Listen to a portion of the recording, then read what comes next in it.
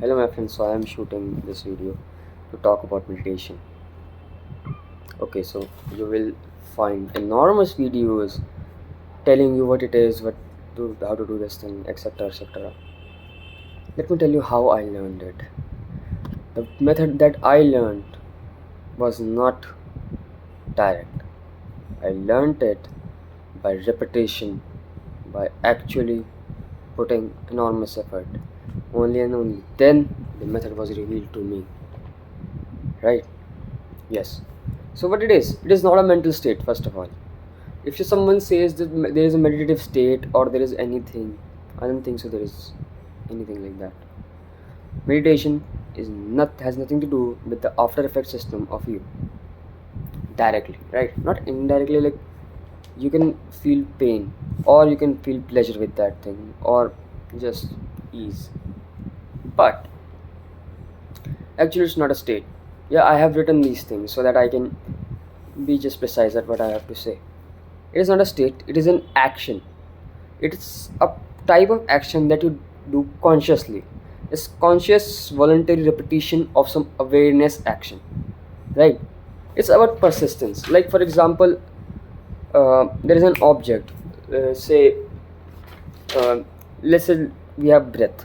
If you keep breathing and have your awareness on that thing, what you have to do is persist your awareness on that object itself. Long persistence, that action is meditation. It's not about the mental state. You will not feel good or bad. It is to be done.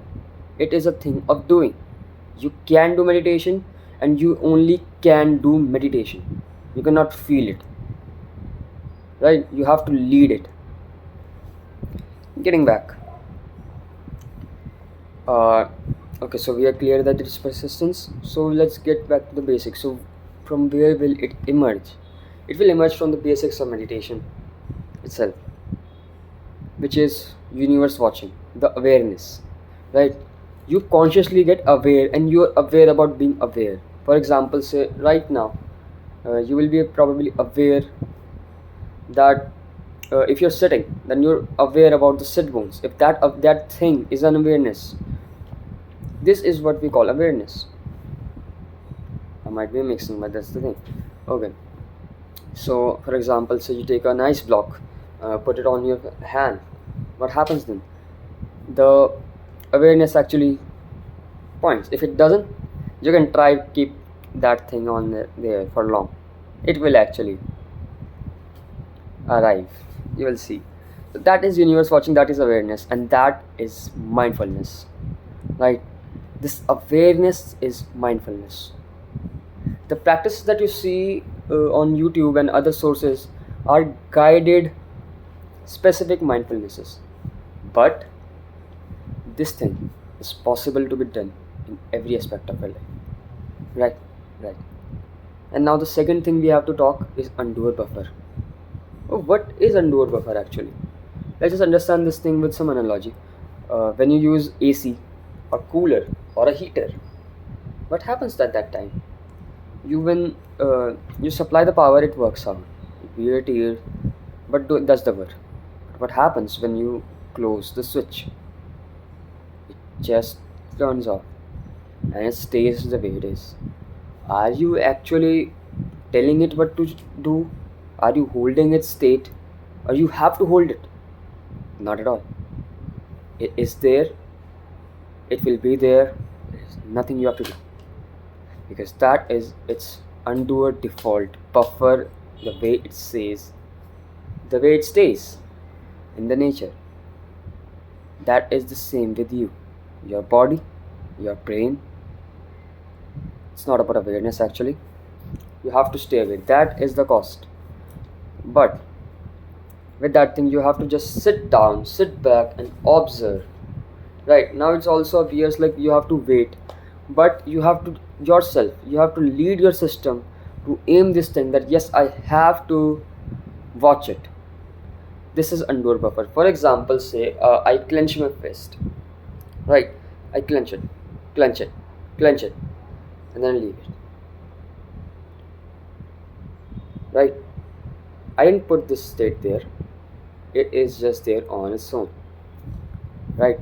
I don't have to hold all of my five fingers to be five fingers the way they are without doing anything, right? My entire body will stay the way it is without my intervention, right? My intervention actually changes its state, its tension increasing and other things. Even in fact, the pain that you suffer or the tingling you suffer, if you notice, it is because your system agrees to take the action. Yes, it is instinct, but again, this instinct thing is a pre-trained map, but it also includes your approval from your conscious side, which you don't uh, get on a daily basis. But if you actually sit down and observe, you will find these things are true. Okay, so then not at all. We have these catalysts thing left. The catalyst for meditation, silence. We have to be silent. When you are silent, when you just stay, what happens? Okay, so these all tasks needs persistence. It's not like any persistence, the real persistence. This will be developed steadily, not in a blink of an eye, but steady. Okay, so first thing is silence. So what happens is, uh, there are two parts of your computation system. One is the after effect and the computation unit, and one specific unit is the conscious unit, the you talk it about soul or anything, it's your thing. But if you notice, it's a supervision system. Some communication happen with your thinking, some communications happen without thinking, just by instinct. These switches that are arranged in certain way, they can be controlled with silence and patience. That's why silence is important. Another thing, solitude in nature. Again, that will silent enormous unnecessary things in your system. Solitude in nature, walk in garden, you can walk upstairs, or just even in fact in your kitchen you can just cut fruits, veggies. That's also nature. You can just be silent and do that thing. It is painful, definitely it is. It is worth to do that thing, definitely it is. You build something in you, right? Getting back, calming breaths, of course. Like, uh, from a chaotic environment, you shift to something that generally gives peace and restfulness. It's a very drastic transition, right? We have to get that transition steady. So what we do is we take this the help of calming breaths. For example, me myself do two type of calming breaths. One is simple 6 second breath. Second is release from the lips, like the straw breath.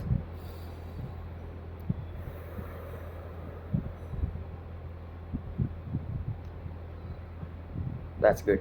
Okay, so uh, when we do the third breath, yes, I actually do one more, which is the om release breath, which is I speak om, but I actually don't utter the word. I just make the mouth shape like that I'm speaking om. You can say om or anything, but you have to do this thing.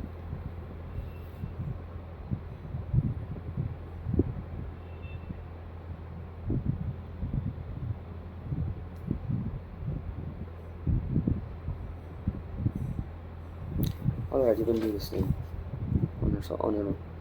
Okay, so little bit you have to be relaxed. Loose clothes are preferred. I'm not saying that you have to do wear loose clothes all the time. No, it is preferred as it gives a little relaxation sense. But even in fact, these compression garments can be very good for the object purposes, right? The very important thing, lack of stimulations. If you stimulate your brain, then what will happen? For example, say some people say light up any smell or anything. That is a thing, but there are certain specific things that trigger mental states which cater in good feelings. There is never a saying it will cater you in meditation directly. Definitely, it might not. I have tried that thing. It happens when you do it. Right? They can be tools, but they are of no use. For example, say if they are like, for example, say they are like this gear, right? They are like this gear, but they're of no use if you don't put that on right use, right? Yes. So, and lack of stimulation is the key to tap in the undo buffer. Again, it is about undo buffer. And for the people who will think that undo there is no escape of stimulations, honestly, yes, your brain will be in certain state anytime. So what you can do, again, stay in nature, stay with solitude, silent, in the environment that is constructive.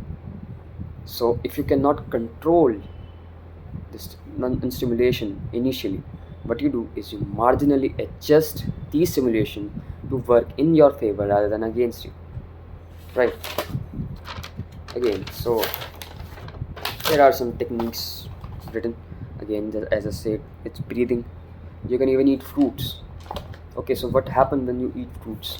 You have to eat it with caution, with some curiosity. Like when I eat fruits, I wonder this thing, like how did they develop? For example, if you say a banana and apple, a cherry, right, an orange, they have a very different and very distinct flavor and target organisms. The way they develop, the mango itself is a different fruit, right? If you see the watermelon, it's a deserty fruit, probably. I'm not sure about that thing, but it arrives in the season when there is almost no water, the most scarce season in our region, right? We get watermelon which is enormously hydrated, right?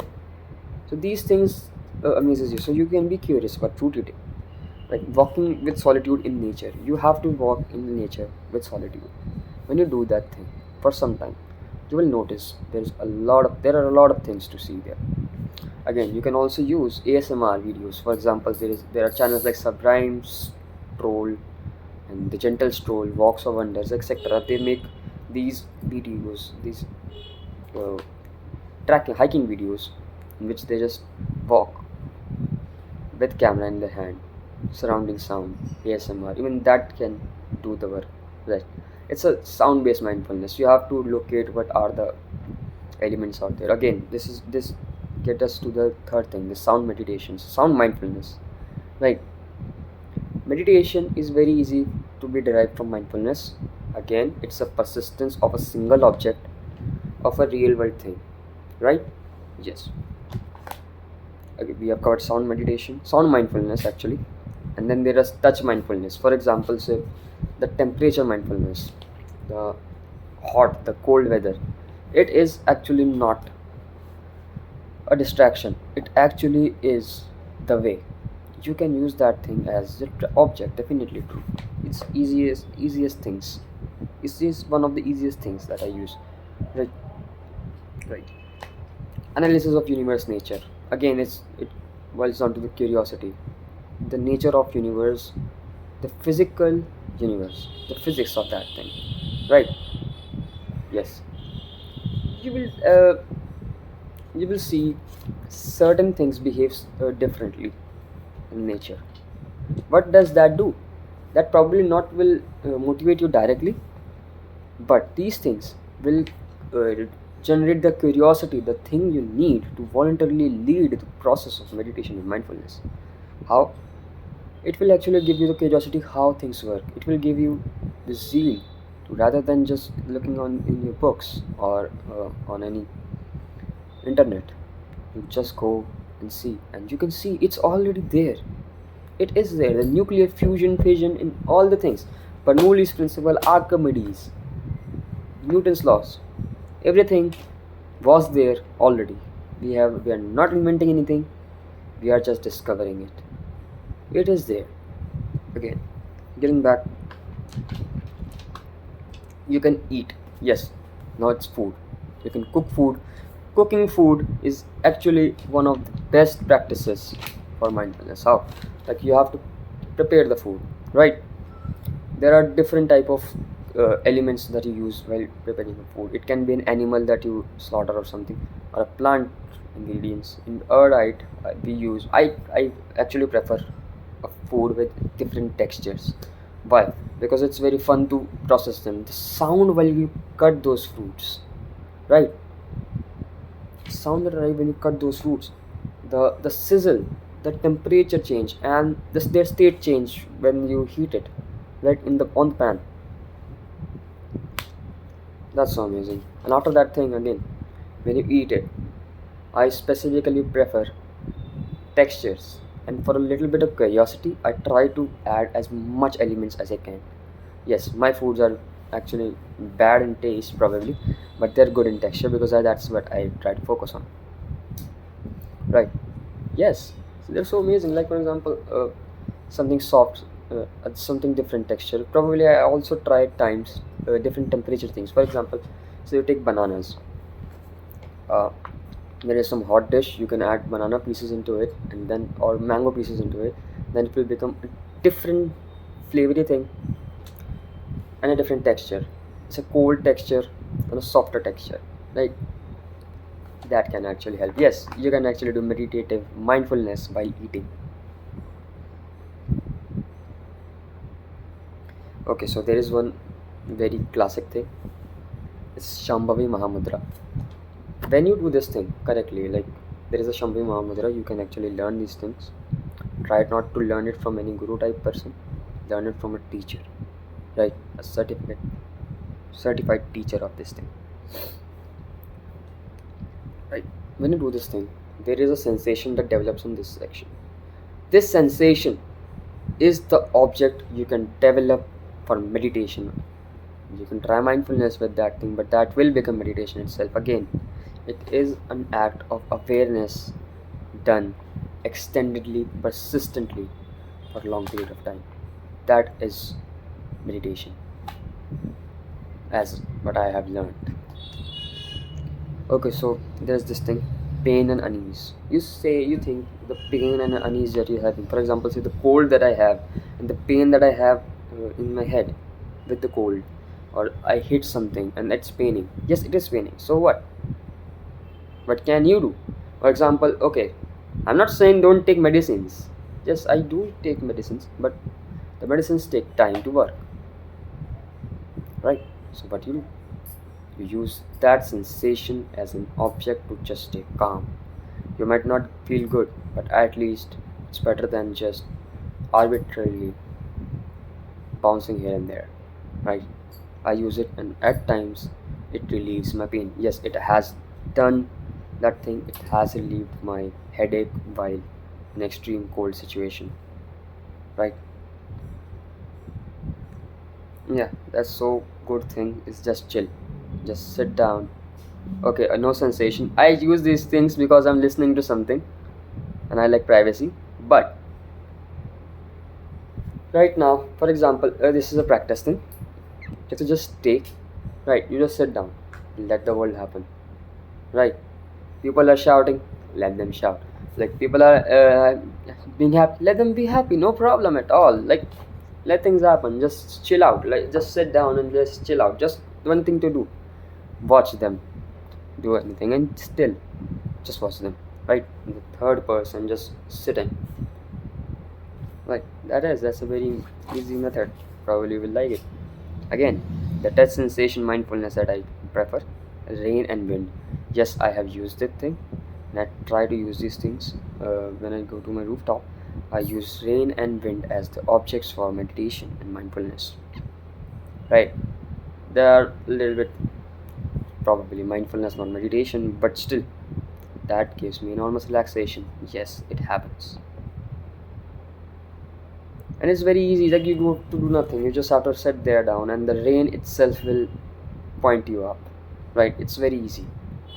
Again, one hack I do is I put the fan. on full speed, that I remove my shirt, I lie down without any blanket, right?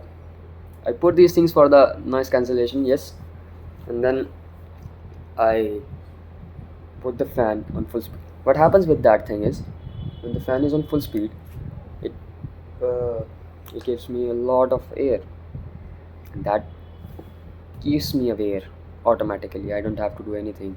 It's an automatic awareness. Rain, wind, fan speed. Yes, like yes. Just watch the things. Get into the details. Like whatever you do, you write, you cook, you play games. Yes, of course, it has helped me. This mindfulness has helped me in cricket that I play. How it has helped me. Like there are many details in the game you have to pay attention to. The bounce and the field position.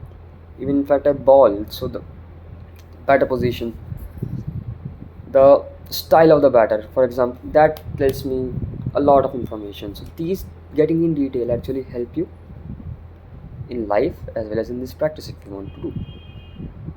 And again, zeal to chase infinity and keep checking. Are you getting there? What happens is actually you watch things. Like the universe doesn't belong to your dad or mom or anyone.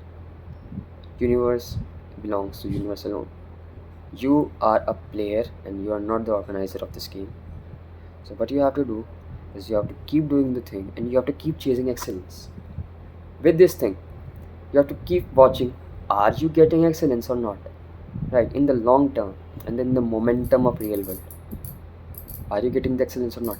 If you keep checking that thing, you will directly do the mindfulness, of course, while doing the work. So it is a way of doing rather than a feeling, right? That it is. Signing off.